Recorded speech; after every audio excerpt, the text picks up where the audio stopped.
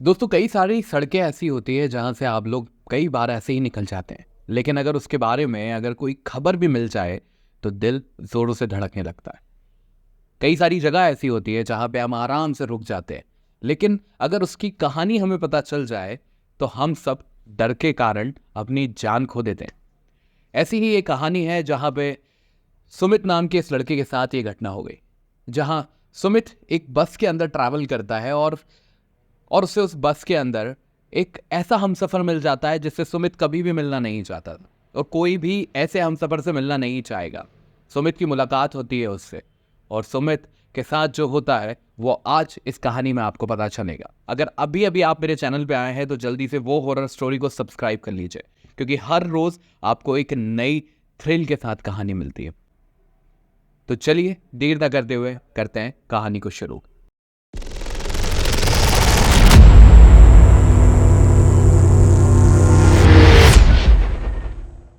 दोस्तों, सुमित के साथ जो ये घटना होती है वो होती है बुगोली गांव के पास में।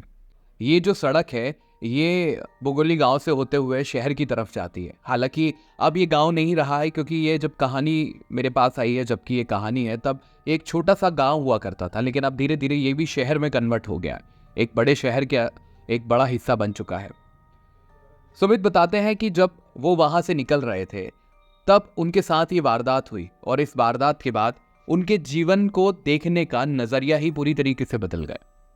हाँ जी, सुमित अभी बिल्कुल ठीक है। उनके साथ जो हुआ, जो उन्होंने बताया और जो मंजर उन्होंने देखा वो जानने लायक है, क्योंकि कई बार हमारे साथ भी ये चीज़ें हो जाती हैं और हम उस चीज़ से डर करके भाग जाते हैं, लेकिन सुमित ने यहाँ पे हिम्मत दिखाई और इस चीज़ का सामना किया।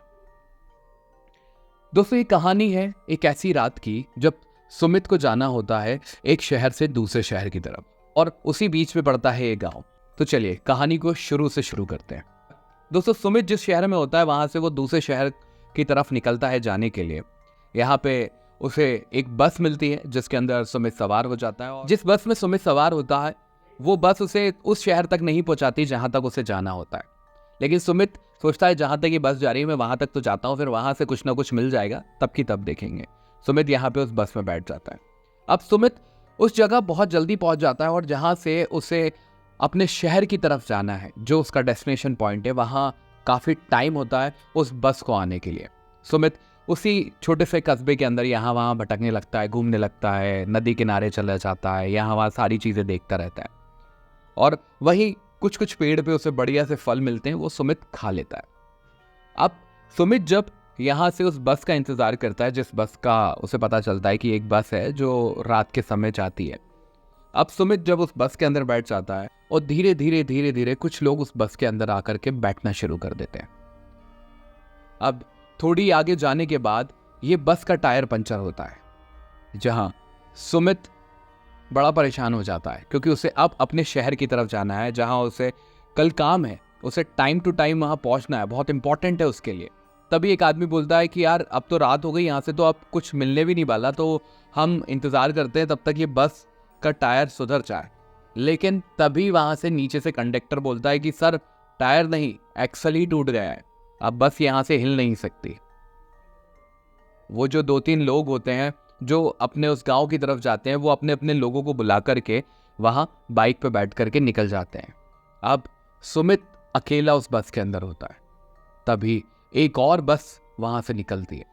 सुमित सोचता है ये तो चमत्कार हो गया, ये लोग तो कह रहे थे यहां से कोई बस ही नहीं जाती, ये कौन सी बस है जो अब आ रही है। सुमित उस बस को हाथ देता है, वो बस रुकती है। वो कंडक्टर जो सुमित को पूछता है कहाँ जाना है, तो सुमित उस डेस्टिनेशन का नाम बताता है जहां उसे पहुंचना होता है। सुमित उस बस में सवार हो जाता है, और थोड़ी आगे जाने के बाद एक गांव पड़ता है जिसका नाम है टीला खेड़ी।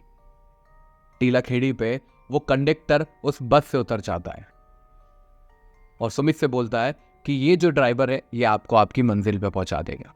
बस चल देती है, लेकिन तभी वो कंडक्टर वापस आवाज लगाता है और उस बस के अंदर वापस चढ़ जाता है, क्योंकि इस बस के अंदर सुमित बिल्कुल अकेला है।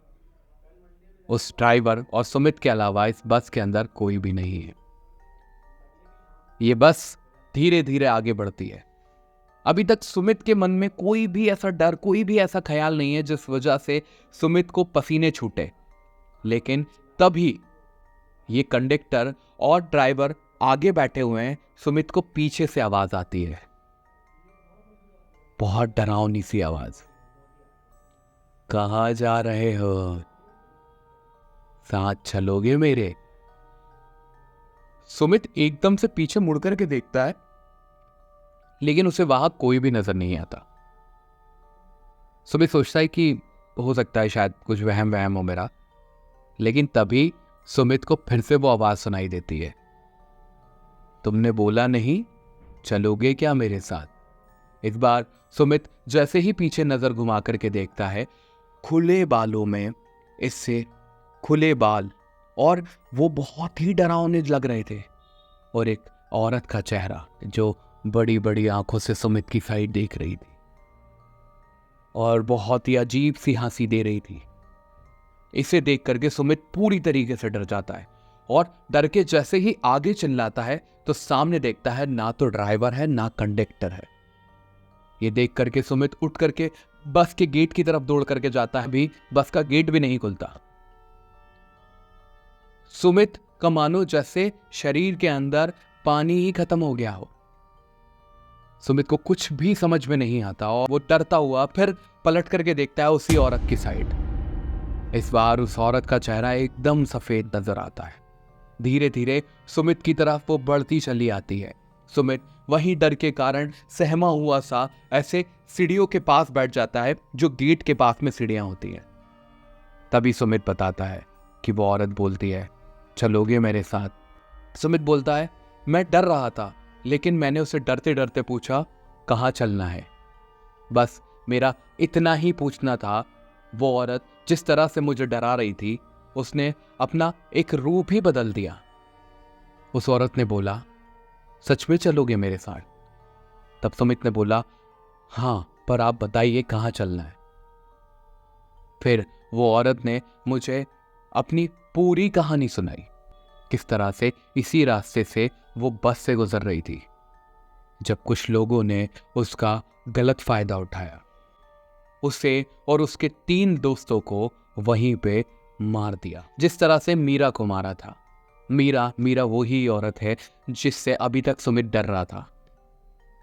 सुमित ने बताया कि उसने मुझे जब अपना नाम बताया कि मेरा नाम मीरा है, और मुझे यहाँ उन लोगों ने बहुत ही दरिंदगी के साथ मारा था, और मुझे और मेरे दोस्तों की लाश को उन्होंने यहीं दफना दिया था। मेरे घर वालों को लगता है कि मैं उन लोगों को छोड़ करके हमेशा हमेशा के लिए भाग गई, लेकिन ऐसा नहीं है। मैं चाहती हूं कि तुम ये सच्चाई मेरे घर वालों तक पहुंचाओ। तब सुमित उससे पूरी चीज पूछता है, कहाँ से है वो, किस गांव से है, किस जगह जाकर के बताना है। तभी मीरा एक चीज और बोलती है, अगर तुमने ये कहानी मेरे घर वालों तक पहुंचा दी तो मुझे मुक्ति मिल जाएगी, और अगर ये बात तुमने घर वालों तक नहीं पहुंचाई तो तुम्हें कभी मुक्ति नहीं मिलने वाली। मैं तुम्हारा पीछा बिल्कुल नहीं छोड़ने वाली। सुमित उससे बोलता है, आप मेरा विश्वास करिए, मैं इस बात को आपके घर वालों तक जरूर पहुंचाऊंगा। उसके बाद वो औरत धीरे धीरे एक धुआं बन करके गायब हो जाती है। उस बस के गेट अपने आप खुल जाते हैं। सुमित जब उस बस से नीचे उतरता है और पीछे पलट करके देखता है तो वहां कोई बस नहीं होती। अब सुमित उसी रोड पे पैदल पैदल आगे निकल जाता है, और ऐसे ही सुबह हो जाती है। सुमित दूसरे दिन जाकर के मीरा के घर वालों को सारी सच्चाई बताता है, और वो जगह भी बताता है जहां मीरा के शरीर के अलग अलग हिस्से कर दिए थे और वहां गाड़ दिया था। उसके घर वाले जाते हैं, वहां देखते हैं। इस बार वहां सिर्फ हड्डियों के अलावा कुछ नहीं था, लेकिन कुछ ऐसी निशानियां थी जो मीरा के पास ही थी, और मीरा के घर वाले उसका अंतिम संस्कार करते हैं। उन अस्थियों को वो सही जगह पहुंचा देते हैं। उसके बाद उस रास्ते पे कभी भी कोई भी वारदात नहीं होती। ये थी दोस्तों सुमित की कहानी। अगर आपके पास भी ऐसी कोई कहानी है तो आप वो हॉरर स्टोरी पे शेयर ज़रूर करिए। मैं हर रोज़ आप तक एक नई कहानी लेकर के आता हूँ। आज की कहानी में सिर्फ इतना ही। जय श्री राम।